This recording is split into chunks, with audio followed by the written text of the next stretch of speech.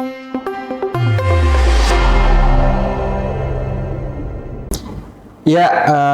pemirsa SPMI TV, TV-nya Buruh Migran. Hari ini kami kedatangan tamu dari keluarga korban penempatan online scam Myanmar dan Ibu Jejen sebagai Ketua DPC SPMI Sukabumi. Apa kabar, Bu? Alhamdulillah, sehat. Gimana, Bu Dimas? Sehat? Sehat. Dari mana, Bu? Dari Sukabumi. Dari Sukabumi. Anak apa, Bu, kesini, Bu? Mobil. Bareng-bareng ya? Bareng-bareng. Oke. Mbak Dewi? Sehat, alhamdulillah. Sehat. Dari Pangkal Pinang, Bangka Belitung. Pangkal Pinang, Sumatera. Iya. Belitung. Iya. Pak Soleh? Saya dari Sukabumi. Sukabumi sehat, Pak? Alhamdulillah sehat. Pak Rudi. Pak Rudi? Saya dari Jakarta, Pak. Jakarta ya, dekat dari sini, Pak ya? Dekat. Mas Budi? Saya dari Lampung, Pak. Naik apa, Mas? Naik travel. Travel. Rencana pulang kapan? Solo besok kalau nggak lusa. Oke. Sama Mas Rofi. Mas Rofi. Dari mana, Mas? Saya dari Tasik. Dari Tasik. Iya. Ya, Jawa Barat. Jawa Barat, kemudian Pangkal Pinang, Jakarta. Jadi ada 3 kota yang saat ini sudah hadir dan temani oleh Bu Jejen sebagai Ketua DPC SPMI Sukabumi. Bapak Ibu, terima kasih sudah hadir di SPMI TV. Kita akan berbincang-bincang sederhana. Kemudian nanti bisa diceritakan soal proses perekrutan dan penempatan saudaranya, entah anaknya, adiknya, atau saudara yang lain yang saat ini sedang menunggu nasib untuk dipulangkan dari negara, yaitu adalah Indonesia dan Myanmar. Saya ke Bu Imas dulu. Bu, bisa diceritakan, Bu, bagaimana dulu proses perekrutannya yang Ibu ketahui dan mungkin bisa bercerita saat ini apa yang terjadi di Myanmar sana. Setahu saya sih kan biasanya istrinya yang kesini, tapi dia kadang ngasih kabar sama saya sebagai kakaknya. Dia bilang gini, katanya, "Teh, saya merasa nggak betah, pengen pulang, saya nyesal datang ke sini, kenapa? Saya sekarang baru seminggu udah di-skap," katanya, "HP sama ini dari pisah gedung, terus kalau nggak dapat target kena siksaan." Adik Ibu laki-laki atau perempuan? Laki-laki. Ya, terus gimana? Ya pengen pulang aja Teh, katanya gimana caranya. Terus boleh katanya dipulangin, di sana ditawarin kamu mau pulang mau kerja. Pengen pulang tapi harus ditebus katanya sebesar berapa ya? Kalau nggak salah 50 juta. Nebus 50 juta baru bisa pulang? Iya, baru bisa pulang katanya, tapi itu belum tentu dia bisa pulang apa enggak. Tapi saya boro-boro nebus 50 juta, nyari 10 juta aja atau 100.000 susah kalau di kampung gitu. Terus gimana? Kemarin kan udah diurusinnya. Teman-teman yang lainnya pada pulang, ternyata dianya ketinggalan di sana seorang. Itu setahu saya. Nasibnya sekarang bagaimana, Bu? Apakah ada penyiksaan atau memang betul-betul disekap? Kalau memang sekap, seperti apa situasi di dalamnya, Bu, sekarang? Sekarang kemarin ada kabar sama temennya, tapi ada kabar sebentar, paling 5 menit lah kasih kabar. HP-nya dikembaliin lagi, gimana saya sekarang? Enggak apa-apa Teh, sekarang mah biasa ditanya lagi mau kerja apa pulang, pengen pulang. Sudah nggak betah, Bu, ya? Nah, udah nggak betah. Terima kasih, Bu. Nanti kita akan bincang-bincang yang lainnya. Saya ke Mbak Dewi dulu. Mbak Dewi bisa bercerita yang di Myanmar itu saudaranya, adik, kakak, atau siapanya, dan bisa bercerita kalau tahu ini ya penempatannya seperti apa, dulu direkrut oleh siapa, kemudian saat ini situasi di Myanmarnya seperti apa. Jadi sebelumnya saya itu mewakili ibunya yang korban karena ibunya sekarang sakit.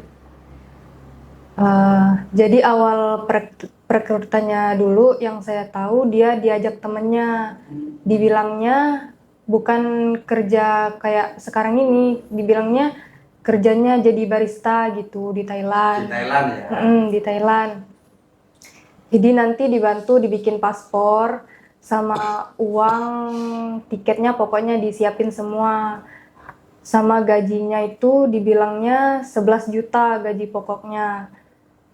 Nah dia itu tergiur lah sama gaji sama berangkatnya yang muda gitu. Terus udah siapin semua, berangkat bulan Mei 2024 tanggal 21 itu berangkat ke Thailand.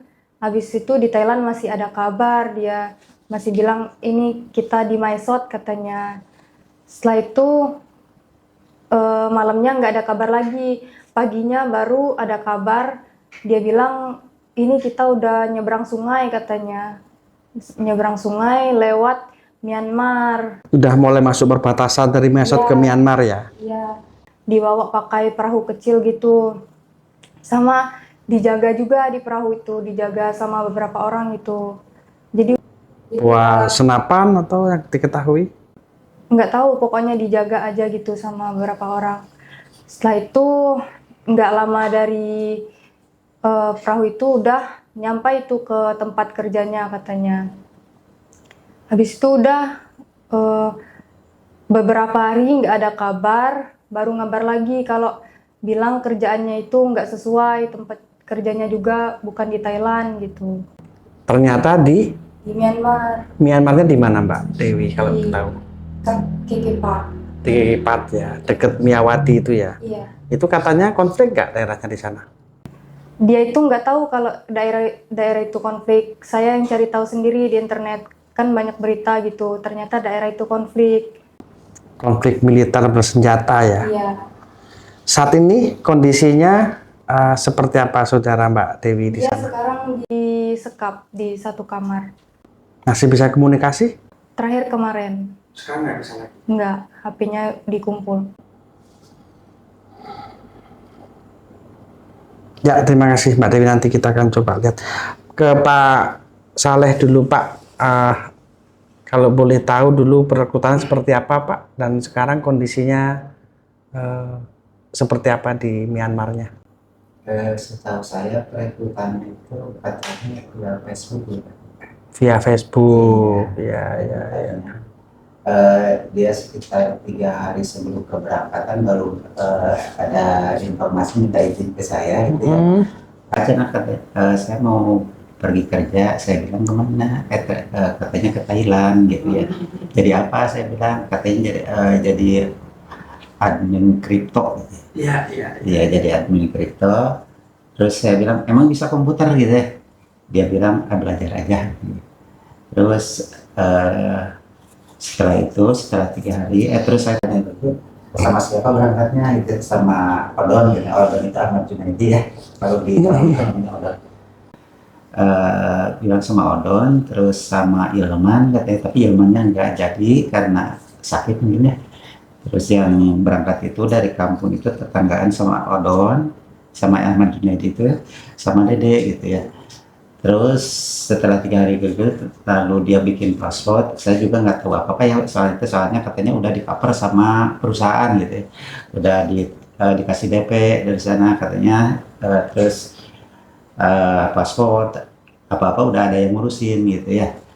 Setelah itu lalu tanggal 4-nya kayaknya, tanggal 4 kalau nggak salah, tanggal 4 Juni dia pergi ke Jakarta, penerbangan bersama dari kampus saya bersama Ahmad Junaidi. Terus sama 2 orang kayaknya kurang begitu paham ya apa masalah keberangkatan dengan siapa. Setahu saya dengan Ahmad Junaidi. Ahmad Junaidi temannya? Temannya sambil tetanggaan dia. Jadi ya di Sukabumi satu kampung. Terus sebelumnya juga saya tanya tahunya dari mana, siapa yang ngajak gitu ya. Ternyata yang ngajaknya itu Pak Amir, katanya Amir. Amir itu siapa Pak? Amir itu yang sekarang ada di sana lagi. Ada di Myanmar sana. Di Myanmar. Dia merekrut Ahmad Junaidi sama Dede itu, dia juga posisinya di sana, di Myanmar. Itu anak Pak ya di sana sekarang ya? Yang Dede itu adik, Adik. adik bungsu. Kebetulan saya banyak, saudaranya ada 11. Dia, saya anak pertama, Dede itu anak bungsu. Kondisi saat ini bagaimana Pak? Kondisi saat ini kemarin katanya udah dievakuasi, bukan dievakuasi, maksudnya dipindahkan gitu ya, ditahan gitu. Dipindahkan ke perusahaan lain? Atau? Bukan diisolasi, asalnya dia kerja di gedung J kalau nggak salah J atau lupa. Sekarang ada di kumpulan sama orang-orang yang di isolasi sama Amir kalau nggak salah, sama Asep, terus siapa lagi? Lupa lagi ya. Diisolasi itu maksudnya mereka dikumpulkan menjadi satu tempat? Iya, karena mungkin dia pengen pulang atau gimana ya, dia udah ketahuan sama perusahaan. Atau bahasa kasar disekap? Iya, disekap lah. Disekap di satu gedung? Iya. Masih bisa komunikasi Pak sekarang? Komunikasinya itu karena dikasih HP-nya setengah jam ya. Setengah jam kalau nggak salah. Masih bisa komunikasi? Bisa komunikasi setengah jam itu entah berapa hari sekali ya. Kemarin bisa, tadi juga bisa, sebentar. Nah, kabar ya. terakhir bagaimana Pak situasi di sana? Situasi di sana terakhir kayaknya belum tahu ya kalau sekarang. Kalau tadi komunikasinya sama Odon, soalnya HP saya tadi nggak dibawa, terus teleponnya ke Ahmad Junaidi. Jadi belum tahu ya kabar terakhir adik bapak sama teman-temannya dipindahkan disekap di gedung yang lain, belum tahu ya? Kalau ke gedung kemarin, kalau iya, Kabar terakhir hari ini misalkan. kabar terakhir hari ini tadi lupa lagi sama itu ya. Tadi soalnya teleponnya sama Ahmad Junaidi. Kalau maunya mungkin sama saya, tapi kebetulan tadi HP saya disimpan di sini. Mas Rudi nanti adiknya, anaknya atau saudaranya di sana mungkin bisa bercerita dulu berangkat dan situasi di sananya seperti apa sekarang. Jadi yang berangkat di sana itu anak sama keponakan saya. 2 orang. 2 orang. Awalnya itu anak saya dapat lowongan di media sosial, Facebook. Itu dia dapat lowongan kerja itu di sekitar tanggal 8 tahun Agustus 2004. Di situ setelah dia diterima, lalu dia dimasukkan ke grup Telegram. Untuk pemberangkatan di tanggal 11. Langsung Myanmar atau memang dulu ditawarkan ke Thailand dulu? Thailand dulu ya? Jadi anak saya itu ditawarin kerja di Thailand. Bentuknya seperti kayak kalau saya nggak salah itu perusahaan restoran di bagian administrasi keuangan. Setelah itu anak saya bilang, saya punya saudara, punya sepupu, kebetulan lagi nganggur juga, bisa nggak masuk katanya. Cuman adik sepupu saya ini nggak bisa komputer. Oh nggak apa-apa, itu nanti di bagian gudang katanya. Setelah komunikasi, itu sih garis besar yang saya tahu aja. Lalu anak saya itu di tanggal 9-nya itu malam baru ngomong sama saya, ya mau berangkat kerja kemana, dia bilang gitu, ke Thailand. Gimana masalah persyaratan segala macamnya? Oh nanti diurus di sana semua katanya gitu. Sudah selesai itu, oke lah, dengan berat hati sih, mungkin karena dia juga pengen mandiri. Saya juga sudah komunikasi sama ibunya, akhirnya kita berdua mengizinkan. Kita antarlah di tanggal 11 itu ke Soekarno-Hatta di Terminal 2. Setelah sampai di sana itu jam 8 malam, akhirnya mereka gagal terbang. Entah itu trik, entah itu memang sudah diatur sama pihak perusahaan. Akhirnya dia bilang gagal terbang di tanggal 11 itu karena semua persyaratan dokumennya itu belum selesai. Belum keluar, artinya belum keluar. Akhirnya mereka berangkatnya di tanggal 14 Agustus.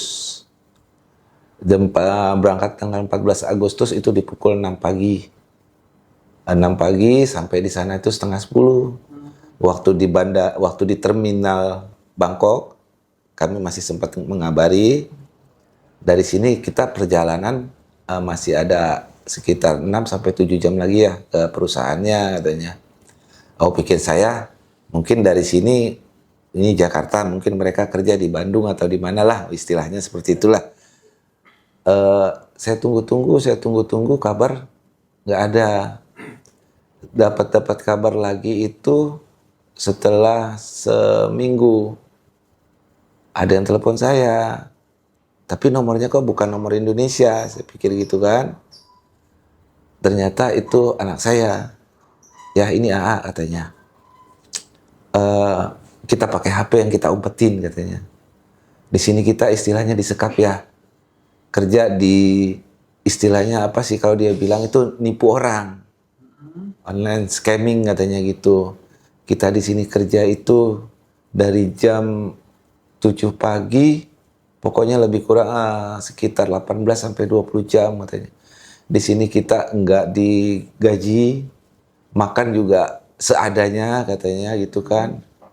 Terus kalau memang enggak ada konsekuensinya, kita kalau target ada konsekuensinya, kena hukuman. Bentuknya apa hukumannya? Ada yang pernah yang anak saya alamin itu ngangkat galon selama 1 jam, naik turun tangga Pak. Ada lagi dia juga melihat teman-temannya, ada yang disetrum, ada yang dipukul, sampai ada yang kepalanya sampai bocor Pak. Setelah itu kita nggak bisa panjang sih, karena dia bilang bergantian Pak untuk memakai HP itu. Dia bilang minta tolong ya, usahain kami, urus kami di KBRI katanya. Setelah itu saya berupaya. Awalnya saya tahu itu, saya berupaya. Sebelum anak saya ngabarin pun saya sudah berupaya. Dengan cara saya cari kedutaan. Di kedutaan Thailand, dideteksi tidak ada. Setelah itu, setelah dapat kabar dari anak saya coba bikin laporan ke Yangon langsung. Ke KBRI Yangon. Itu pun saya cari di Google. Sudah bikin laporan, sudah saya kirim foto semua segala macam. Saya tunggu lagi kabar, seminggu, 2 minggu, nggak ada tanggapan. Akhirnya kita dikasih link hotline Kemenlu, PWNI. Di situ baru kita dikasih line, kita isi segala macam, dikasih ada nomor kodenya langsung. Kita tunggu lagi, ternyata nggak ada hasil. Baru kita baru datangi ke Kemenlu. Itu kita di sana di Kemenlu itu kita diterima staf, istilahnya staf biasa lah ya. Walaupun kita ketemu di sana staf, bukan hati kita tenang, malah kita tambah khawatir. Jadi keterangan staf itu di sana itu rata-rata yang sudah bisa pulang itu yang udah ditebus Pak katanya. Sudah bisa ditebus itu yang bisa pulang. Dan keterangan mereka di sana itu daerah konflik yang sudah dikontrak sama mafia itu 50 sampai 100 tahun. Itu pernah. Saya lupa. Yang kita tahu junta militer itu Pak. Iya. Jadi perusahaan-perusahaan sana itu sudah punya kontrak sama tentara pemberontak di sana.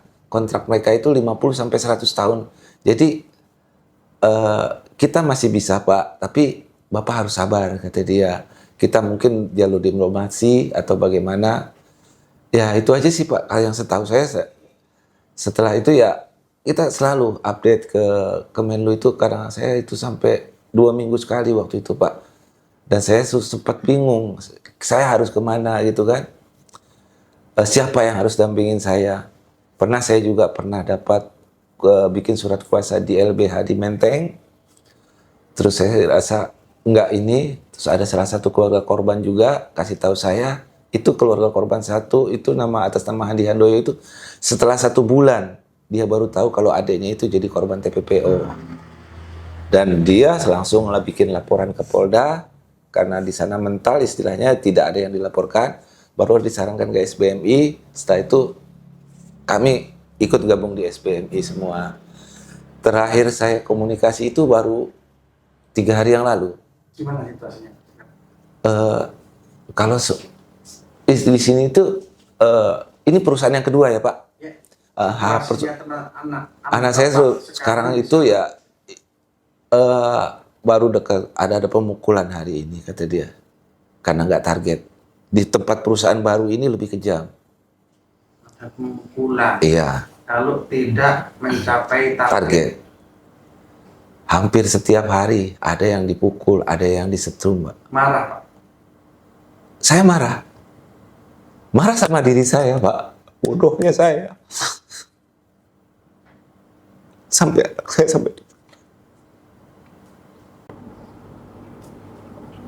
Kita akan berupaya Pak Rudi ya, bersama-sama berjuang bersama dengan teman-teman di sini. Kita lanjut ke Mas Rudi dulu ya Pak. Mas Rudi, bagaimana ceritanya? Kalau ini yang berangkat ini adik saya beserta istrinya. Waktu kejadian itu saya nggak tahu karena memang dia izinnya ke orang tua saya. Jadi dia nggak bilang ke saya lewat orang tua. Katanya dia mau berangkat, kata orang tua saya, dia mau berangkat ke Thailand, didoain aja. Itu juga saya tahunya setelah dia berangkat di tanggal 18 Agustus. 18 Agustus ketika dia berangkat, katanya tanggal 21 Agustus itu dia udah dari Thailand. Menurut orang tua saya, cuman dia nggak bisa hubungin saya. Cuman dia kirim video-video ke orang tua saya itu dari Thailand tuh dia dijemput dengan mobil katanya. Jemput pakai mobil, sampai pindah mobil sampai 4 kali katanya. Baru dia nyebrang sungai gitu. Dan itu juga ada video-video nyebrang sungainya dia makan. Ya. Udah gitu tiba-tiba ada orang tua saya telepon saya, adiknya nggak ada kabar setelah ngirim video itu. Jadi saya coba kontak dia nomor dia yang di Indonesia, jadi nggak ada bisa kontak gitu. Pas setelah 1 minggu baru dia hubungin saya juga dia lewat Facebook. Nah saya tanya gimana kronologisnya, dia nanya nomor telepon, kok bisa megang HP, dia ngomong ini sumput-sumput, dia nyumput-nyumput, dikasih waktu katanya. Dia tahu itu dari Facebook katanya, dapat lowongan kerja di restoran di Thailand katanya. Maka dia pergi sama istrinya. Nah begitu sampai di Thailand dia dioper ke Myanmar katanya. Sampai di sana nggak sesuai dengan yang dijanjikan. Jadi di sana itu langsung dikasih kayak shock terapi katanya. Begitu masuk udah ada tentara-tentara megang senjata katanya. Nah, di setiap pojok itu udah dijaga tentara, udah di briefing katanya. Di situ ada tim-timnya, jadi mereka itu kerjanya harus nipu, harus dapat target. Kalau nggak sampai target, baru datang kan udah diancam. Nah harus dapat target per minggu berapa gitu. Kalau nggak sampai target mereka kena denda dengan potong atau siksa. Kalau nggak ada uang, jadi nggak dapat hasil, dia dapat penyiksaan. Nah dia sempat foto-foto ke saya, foto-foto luka-luka lebamnya dia, lebam-lebam dipukulin itu ada di saya untuk buktinya. Dia ngomong, Kak tolongin saya harus lapor kemana tuh. Kamu bisa nggak ada polisi tuh, nggak bisa. Ini daerah konflik banget, kita ini dijaga, nggak bisa keluar sama sekali. Mau kemana-mana aja diikutin, dikasih waktu. Jadi dia takut karena memang militer semua. Dia heran kok malah militer kok melindungi, dia aja bingung gitu maksudnya.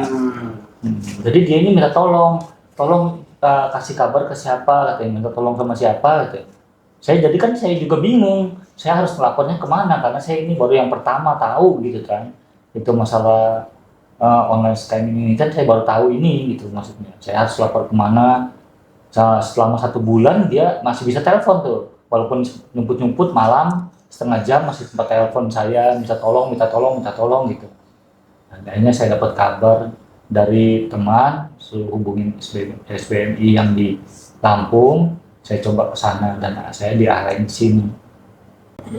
Posisi sekarang lagi ada di mana dan kondisinya seperti apa? Dia kayak di Miyawadi katanya di kondisinya, tapi tetap tetap setiap hari ada penyiksaan Jadi katanya. berbeda dengan anak bapak ya tempatnya. Saya kurang paham, cuman kalau pemberangkatan memang katanya tanggal 21, tapi dia lewat Malaysia dulu katanya. Oh, beda. Beda, Malaysia dulu. Oke, ada di Miyawati sekarang. Miyawati. Kondisinya Mas, kondisi terakhir ketika Mas hubungi, masih bisa dihubungi? Seminggu yang lalu masih bisa, cuman kadang-kadang dia telepon pas di waktu malam, sayanya nggak keangkat karena udah tidur mungkin dia. Pas saya besok telepon lagi udah nggak bisa gitu. Pernah cerita satu kali ke Mas soal kondisi di sana? Sering dia Apa ngomong misalkan? waktu itu dapat pemukulan yang nggak dapat, terus ada yang kabur, dia kabur, ketangkap, dipukuli sampai berdarah, digotong, makanya dia ketakutan gitu. Jadi dia mau ngasih info ke siapapun dia takut, mau ngasih info ke saya juga langsung hapus ya katanya, takut itu jangan sampai nyebar kemana-mana karena konsekuensinya dipukulin sampai habis-habisan sampai udah nggak bisa jalan gitu. Ada yang coba kabur kemarinnya berapa orang gitu. Tapi terakhir ada sih berapa orang katanya kabur lolos cuman nggak tahu nasibnya gitu. Itu aja dia tapi takut dia. Ya. Makasih Mas. Oke.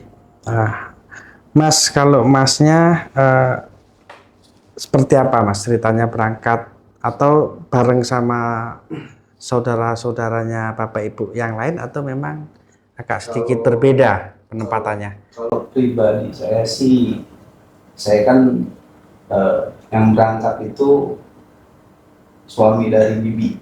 Suami dari Bibi. Ya. Kebetulan kan dari awal pemberangkatan sempat ada sedikit-sedikit saya tahu. Biarpun sempat juga saya nggak begitu perhatiin, nggak begitu mantau. Karena kami di keluarga pun nggak begitu memperhatikan untuk lebih detail. Karena saya pikir ya itu keluarga mereka. Iya. Dan akhirnya waktu itu sudah dijadwalkan untuk berangkat. Namun ada kendala, entah saya nggak ngerti kendala apa, sampai tertunda 1 bulan kurang lebih. Ya saya pikir juga itu nggak akan jadi gitu lah. Cuman nggak lama kemudian dapat kabar lagi pemberangkatannya jadi berangkat. Untuk tanggalnya atau bulannya saya kurang tahu. Cuman saya hanya tahu pas pada saat dia udah di bandara, sempat dia selfie juga di bandara. Myanmar atau Thailand? Dari awal dia dijanjikan ke Myanmar, ke Thailand. Dengan nominal gaji yang ditawarkan 12 juta per bulan. Lalu pemberangkatan dari kampung saya pribadi awalnya, pemberangkatan langsung jalan.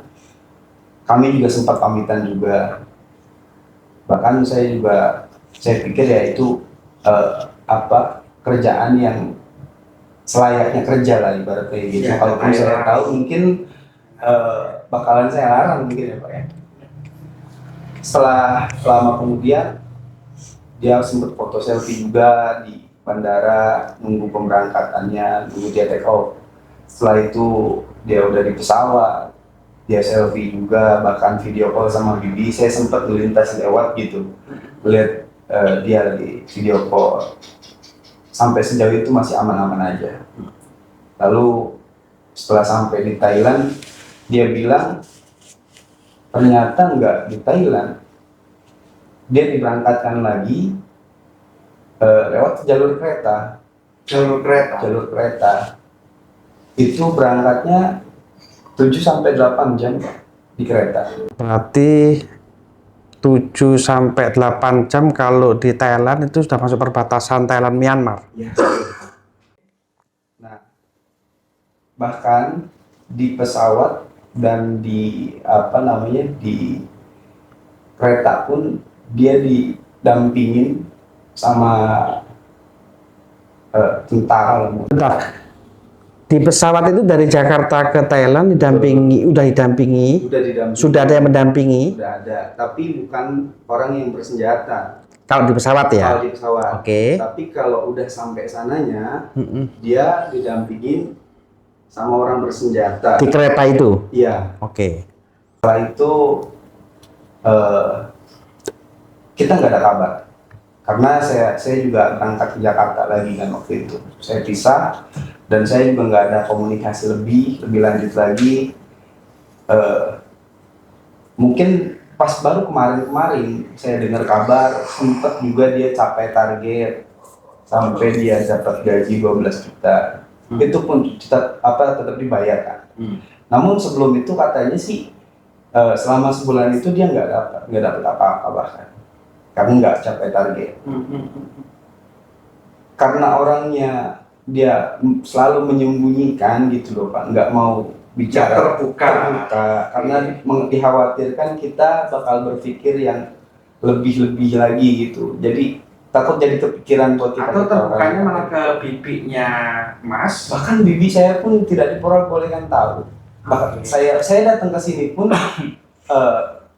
nggak boleh saya cerita sama orang-orang di kampung. Dengan alasan juga saya berangkat ke sini kan untuk kerja. Makanya saya juga berangkat bilang ke ibu, bilang ke bibi yang ada di kampung, saya mau kerja, saya bilang. Kondisi saat ini bagaimana? Untuk kondisi saat ini di sana mungkin adiknya Pak Budi sama suaminya bibi saya satu kerjaan. Satu perusahaan. Satu perusahaan. Saya juga masih berjalan komunikasi, namun nggak sampai lama gitu sih Pak. Untuk keadaan sekarang dia selalu bilang baik-baik aja. Baik-baik saja atau memang? Tapi saya juga pasti dipaksa untuk bicara baik-baik saja sama perusahaan di sana. Mungkin dia dia nggak mau jujur, takut dikhawatirkan yang sama saya bilang tadi. Takut dipukul kalau jujur. Kalau untuk dia bilang jujur, takut dipukul atau ada ancaman yang lainnya, dia nggak bilang ke saya. Cuman setahu saya dia orang nggak mau terbuka sama keluarga, disembunyikan. Saya sekarang ke Bu Jejen dulu. Setelah mendengar cerita dari keluarga yang saat ini sedang mencari keadilan di Jakarta, Bu Jejen. Ya. Bu Jejen dulu juga pernah mengalami menjadi korban.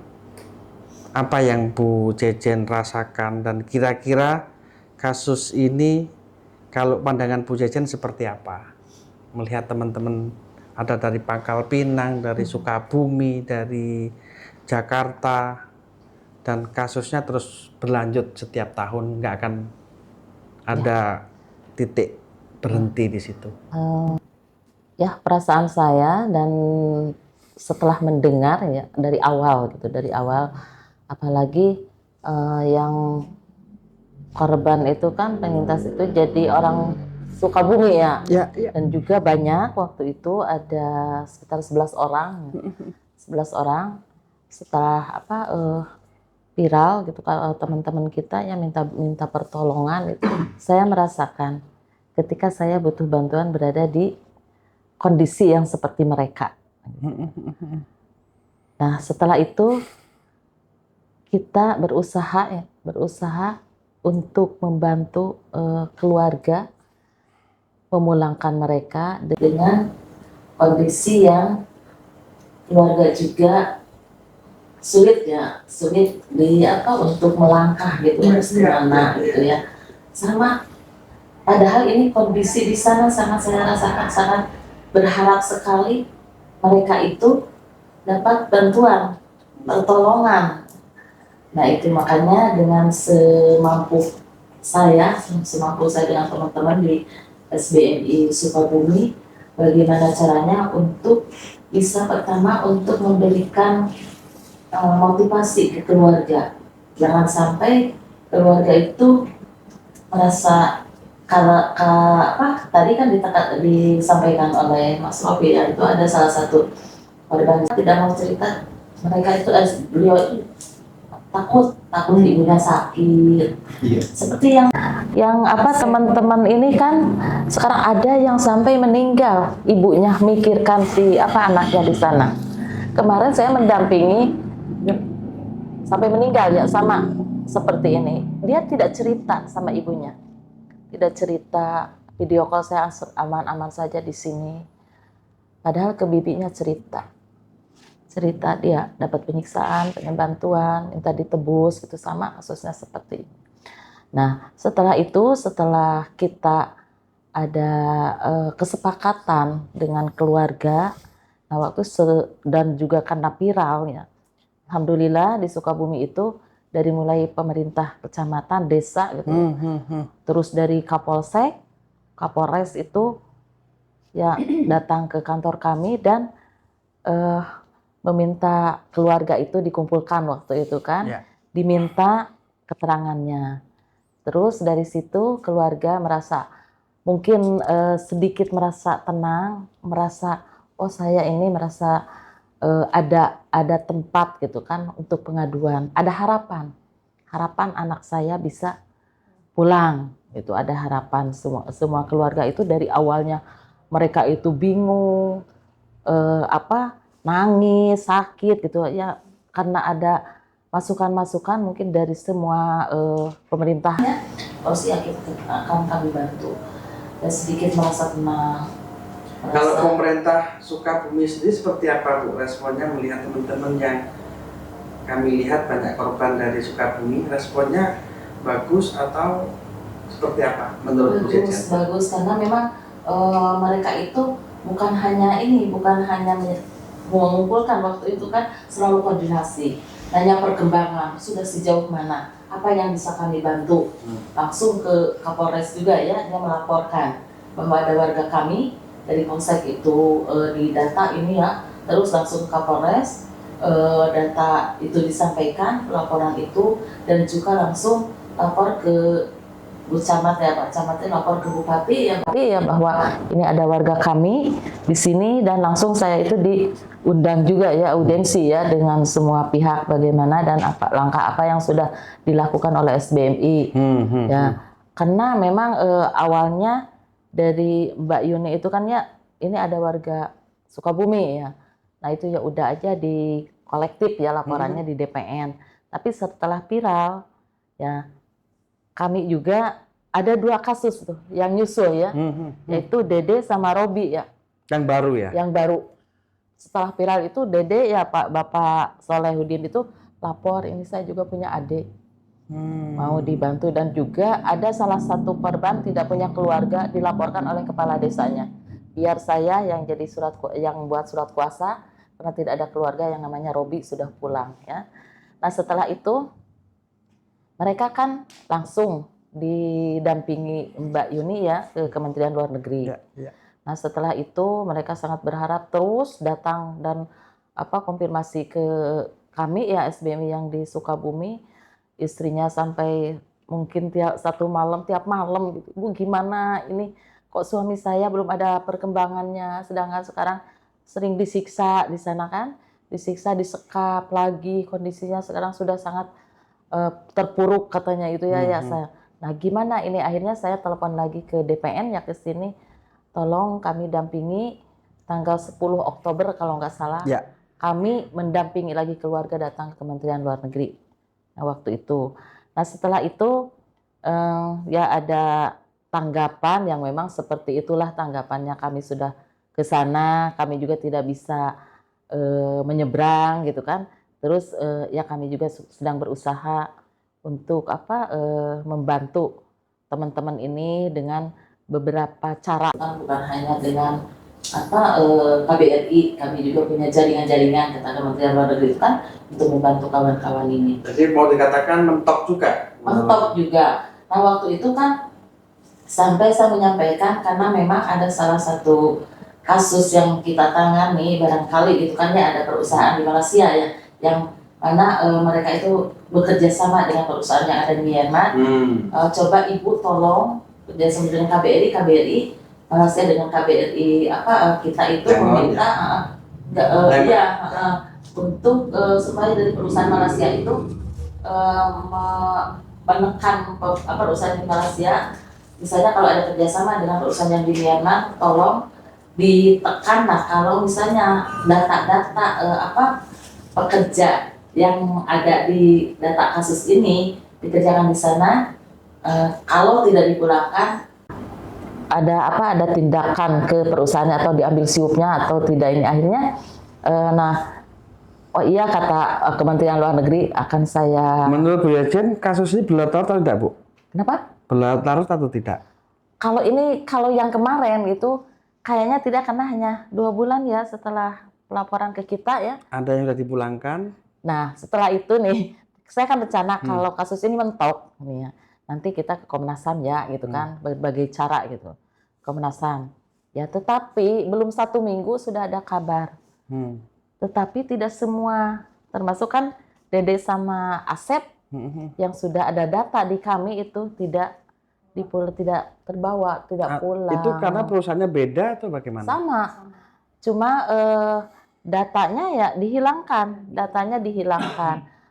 ya kalau itu kan harusnya dipulangkan. Saya rasa kan yang belakang lapor itu Dede sama Robi. Dikira saya yang tidak pulang itu Dede sama Robi, karena data pengaduannya kan belakangan. Itu kalau Asep kan sudah sama-sama dengan yang sudah pulang ya, 6 orang dari Sukabumi waktu itu.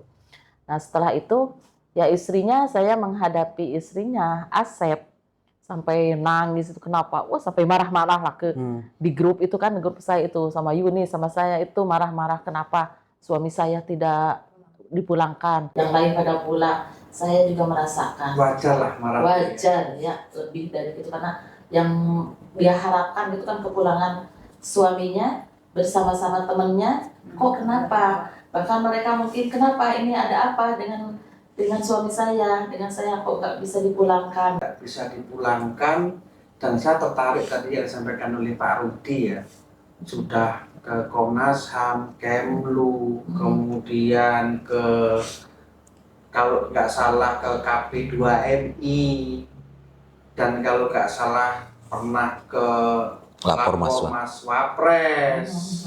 Kemudian tadi pagi teman-teman menuntut keadilan di Kedutaan Myanmar.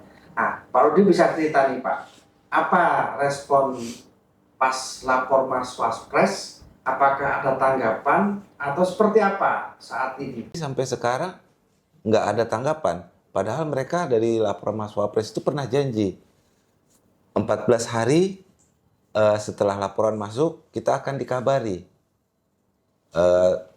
Pernah dikabari? Belum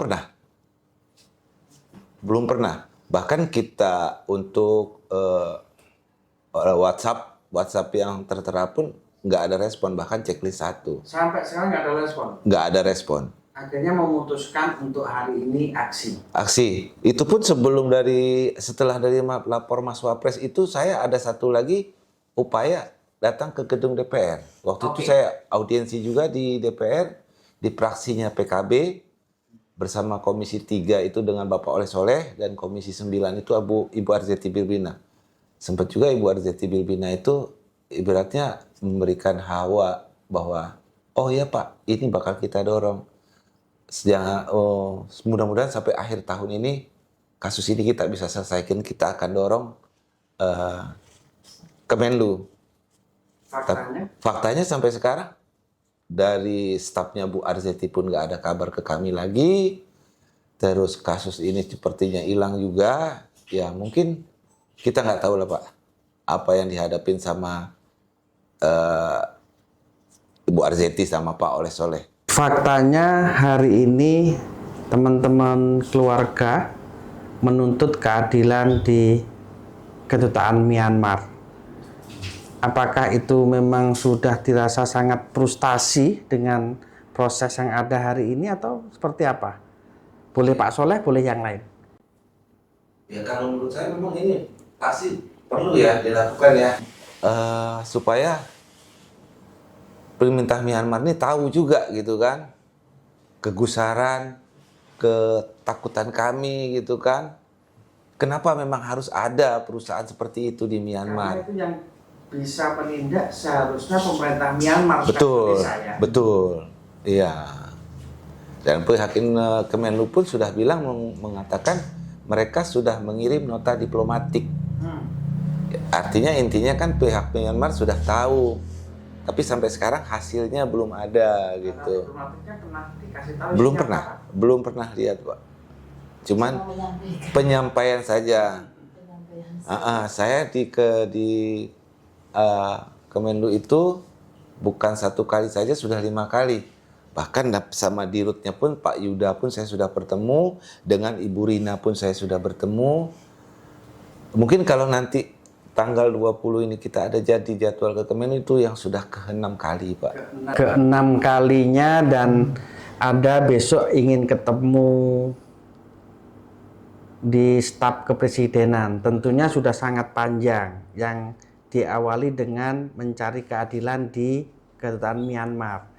Nah, kira-kira harapan bagi Bapak Ibu agar kemudian bisa didengar oleh pemerintah, baik kemudian pemerintah Myanmar dan Indonesia, apa kira-kira Mas harapannya biar didengar nih oleh pemerintah, baik kemudian Indonesia sama Myanmar?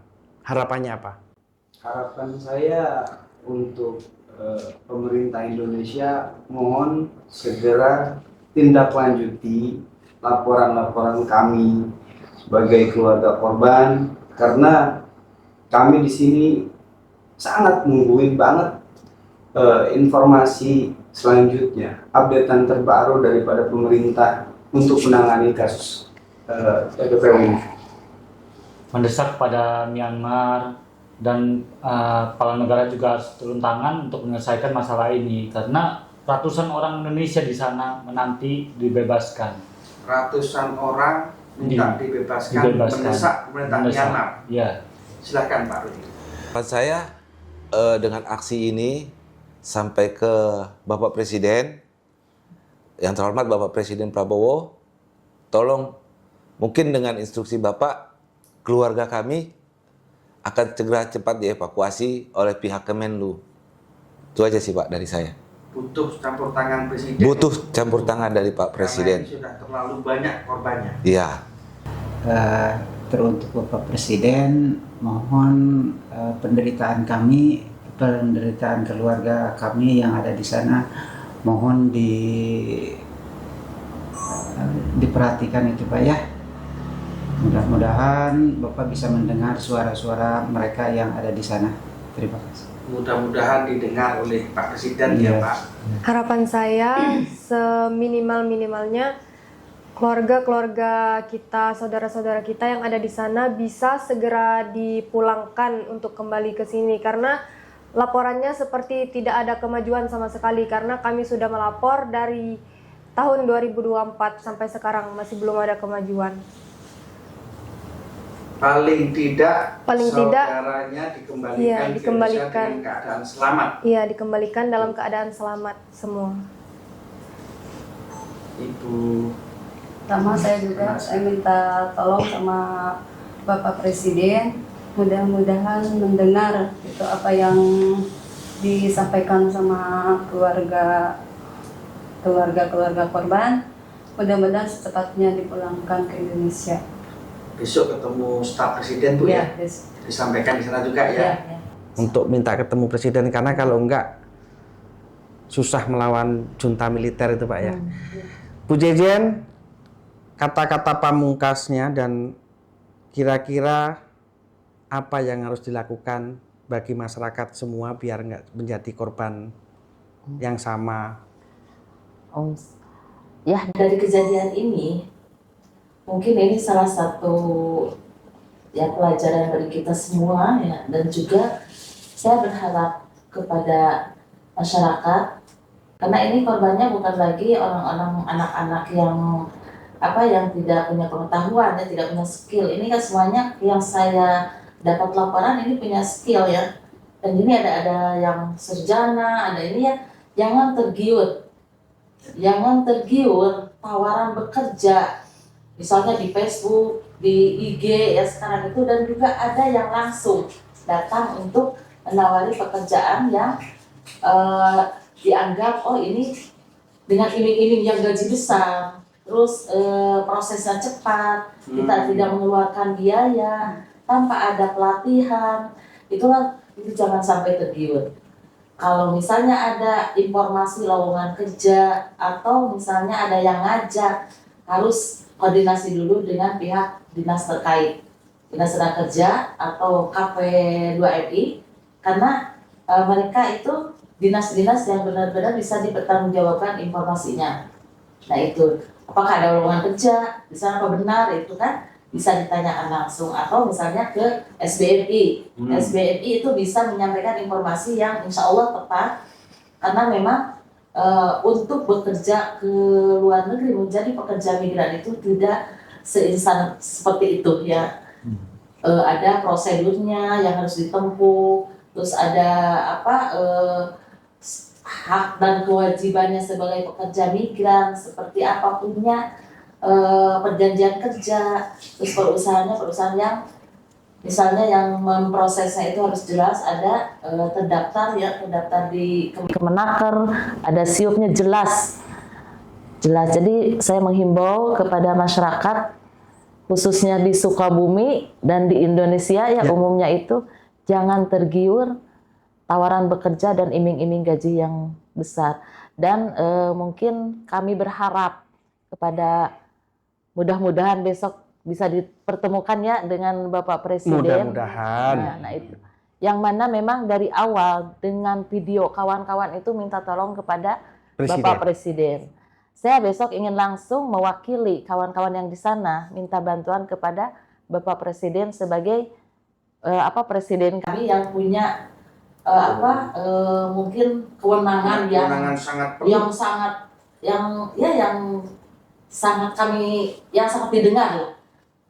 didengar dan juga kami berharap untuk keluarganya dan juga untuk kawan-kawan di sana segera dipulangkan dan hak-haknya terpenuhi. Dan kalau ada misalnya rekrutnya atau pelaku itu, kami mohon untuk proses hukum. Diproses oleh hukum. Karena supaya tidak terjadi lagi ada efek jerak ya, tidak terjadi lagi penipuan seperti ini. Dan kami berharap juga untuk apakah bisa kan, karena kita orang bodoh ya dari kampung, itu yang Facebook itu untuk bisa, kalau enggak misalnya ini orangnya dari mana info tersebut, bisa melacak.